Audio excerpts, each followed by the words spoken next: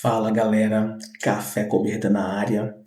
Fiquei um tempinho sem gravar, tive alguns contratempos, mas hoje nós vamos analisar uma passagem do texto bíblico que, na minha opinião, é a mais bizarra de todas. Se você já frequentou igreja evangélica ou frequenta, provavelmente você já deve ter lido ou ouvido falar da passagem de Jefté. Essa passagem está no livro de Juízes, capítulo 11, e é uma passagem que Deus motiva e aceita um sacrifício humano. Nós já tivemos relatos de tentativas de sacrifício humano na Bíblia com a passagem de Abraão, lá em Gênesis, quando Deus pede uma prova da fé de Abraão e ele tem que oferecer o filho dele, Isaque, como um holocausto. E depois, quando Abraão obedece e vai seguir para fazer esse holocausto, há uma intervenção divina e Isaque é substituído por um cordeiro. Mas, na passagem de Jefté, nós temos um relato um pouco mais estranho. Aliás, eu quero fazer um parênteses aqui, que se Deus é onisciente, ele conhece o nosso coração, o nosso interior, ao meu ver, tá? Isso só ao meu ver, não faz sentido que ele peça prova da fé de alguém, já que ele conhece o coração de Abraão. Mas isso é uma outra discussão, vamos deixar para outro dia. Na passagem em questão, eu vou fazer um breve resumo da história de Jefté, para caso você não conheça, e em seguida a gente vai para o texto bíblico, pode ser? Segundo o relato do livro dos Juízes, Jefté era um homem da terra de Gileade, ele era um gileadita. Ele era filho de um patriarca chamado Gileade. Só que ele era um filho fora do casamento. Gileade se envolveu com uma prostituta e essa relação gerou um filho que foi o Jefté. Na ocasião da morte do pai de Jefté, na partilha da herança, os filhos legítimos, ou seja, os filhos de Jefté com a esposa oficial, né, com a mulher oficial dele, não permitiram que ele participasse dessa partilha por ele ser um filho bastardo, filho de uma prostituta.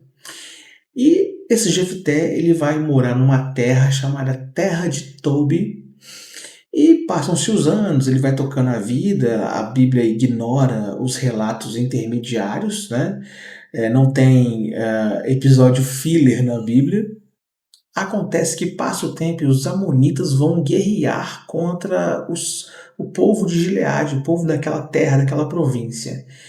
E os anciãos da terra de Gileade vão procurar logo o Jefté, que era o camarada que tinha sido expulso, escorraçado ali da terra dele, dos parentes dele. Jefté faz um pouco de cu doce na história, fala, não, vocês não me expulsaram da minha terra, agora que vocês estão em aperto, vocês vão me procurar, eu não quero saber de vocês não. Mas os anciãos fazem uma proposta para que Jefté seja um líder militar e político, um líder administrativo daquele povo, se ele liderasse o povo e fosse vitorioso naquela batalha. Aí que a história começa a ficar bizarra, porque Jefté vai, aceita sob essa condição, e agora nós vamos entrar na passagem da Bíblia que nós vamos ver assim, o absurdo acontecer. É claro que para mim isso aí, esses relatos são mitologia, mas enfim, tem gente que defende isso como a verdade absoluta. Vamos para o texto. Agora nós vamos ler o livro de Juízes, no capítulo 11, versículo 29 em diante. Até o versículo 28, do 1 ao 28, foi toda essa historinha que eu resumi para vocês. Tá? Do 29 que Jefté começa a fazer cagada. Vamos lá. Então o Espírito do Senhor veio sobre Jefté e atravessou ele por Gileade e Manassés, passando por Mispa, Gileade, e de Mispa de Gileade passou até os filhos de Amon. E Jefté fez um voto ao Senhor e disse: Se totalmente deres os filhos de Amon na minha mão, aquilo que, saindo da porta da minha casa, me vier ao encontro, voltando eu dos filhos de Amon em paz, isso será do Senhor, e o oferecerei em holocausto. Uma pausa aí. Ele fez esse voto porque ele estava cheio do Espírito do Senhor. Então, o Jefté, que a gente pode abstrair ou retirar desse texto, dessa passagem, é que Deus possuiu ele de tal maneira que ele foi capaz de fazer um voto ao Senhor de que ele ofereceria em holocausto aquele que saísse da casa dele naquele momento, quando ele voltasse em paz da batalha. Vamos continuar. Detalhe. Ele ofereceu em holocausto. O que era o holocausto?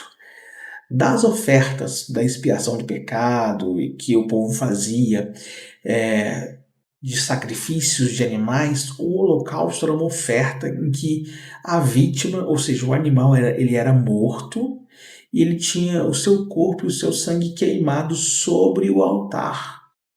Então, isso era o holocausto. Diz a Bíblia que Deus se agrada do cheiro do sangue, da gordura queimando. Isso sobe às suas narinas como um aroma suave. Isso era o holocausto. Uma forma de obter favor, obter perdão da divindade e apaziguar a ira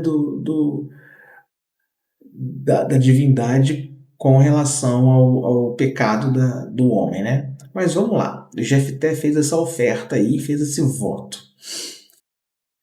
Aí no versículo 32 em diante, nós temos o relato da batalha, que ele vence, que o Senhor deu os amonitas na sua mão, ele feriu com grande mortandade e tal. E versículo 34. Vindo, pois, Jefté à sua casa, eis que sua filha lhe saiu ao encontro com adufes, com danças, e ela era a única filha e não tinha outro filho. Pausa aí. A filha estava alegre porque o pai estava voltando da batalha vivo, em primeiro lugar, vitorioso, ele venceu aquela batalha, né? Quem que não ia ficar feliz que o seu parente volta de uma guerra e volta vivo, né? Isso é um motivo de felicidade. E Jefté tinha feito o voto de que o primeiro que viesse encontrar com ele seria holocausto. Vamos continuar? Versículo 35. E aconteceu que, quando a viu, rasgou as suas vestes e disse: filha minha, muito me abateste, e está entre os que me turbam, porque eu abri a minha boca ao Senhor e não tornarei atrás. Ele tinha que ser um filho da puta mesmo, esse Jefté. Por quê? Ele fez um voto a Deus que ia matar o primeiro que saísse. A filha dele veio encontrar com ele e ele fala: minha filha, você me abateu, está entre as que me turbam. Olha que sujeito filha da puta esse Jefté, gente. Esse cara ofereceu em holocausto a filha. Ele sacrificou a filha motivado por Deus. Gente, vocês têm noção do absurdo que é isso? Não, e olha só. E ela lhe disse: meu pai, tu deste a palavra ao Senhor, faze de mim conforme o que prometestes, pois o Senhor te vingou dos teus inimigos, os filhos de Amon.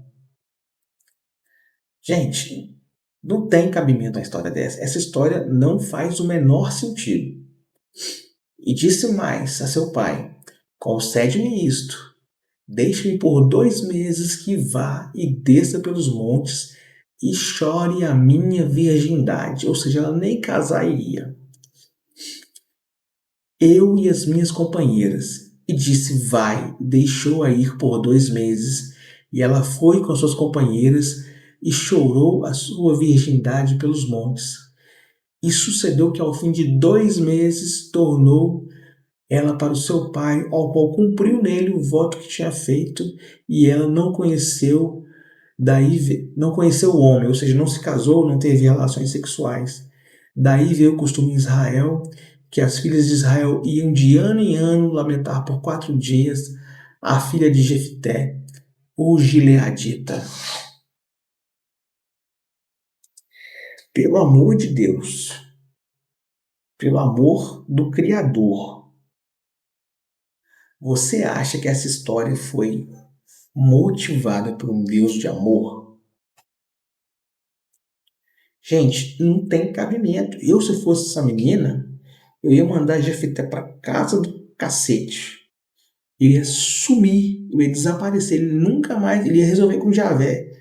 Ele ia ter que resolver com Javé o voto que ele fez lá, o problema é dele. Por que ele não se ofereceu em holocausto? Não, eu vou me matar. Não, o primeiro que sair, olha que sujeito irresponsável. E motivado por Deus, hein? Bom, essa história, para mim, é uma das mais estranhas e bizarras da Bíblia. Na minha opinião, a Bíblia, obviamente, não é um livro sagrado. Eu, por muito tempo, acreditei nisso. Mas lendo histórias assim, não dá para sustentar essa ideia. Se você gostou do vídeo, curte, comenta, compartilha, deixe sua opinião. Quer sugerir uma história mais bizarra para a gente comentar aqui, deixa nos comentários. E é isso, até a próxima. Tchau para você.